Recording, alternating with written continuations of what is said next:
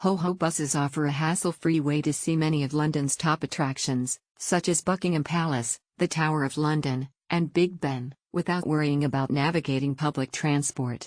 Most services cover iconic sites and neighbourhoods, including the West End, Westminster, and the South Bank.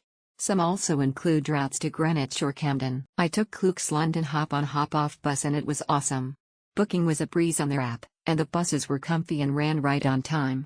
I loved being able to explore the city at my own pace and easily hop on and off at all the cool spots.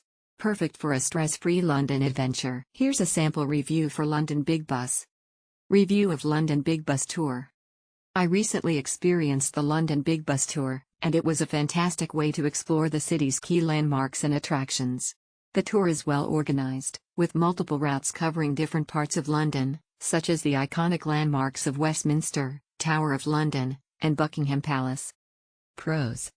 Convenient and flexible, you can hop on and off at various stops, allowing you to explore the attractions at your own pace.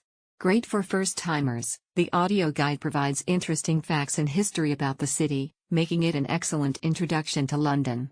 Multiple language options, the tour is available in various languages, which is great for international tourists.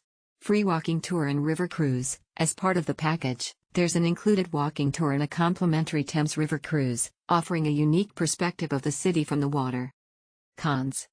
Traffic delays. As expected in a busy city like London, traffic can sometimes cause delays, so keep this in mind when planning your day. Cost. While the experience is enjoyable, some might find the price slightly higher compared to public transportation options. Overall, the London Big Bus Tour is perfect for visitors looking to see the major sites in a hassle-free way. It's comfortable, informative, and gives you plenty of flexibility to explore the city at your own pace. I highly recommend it for first-time visitors to London.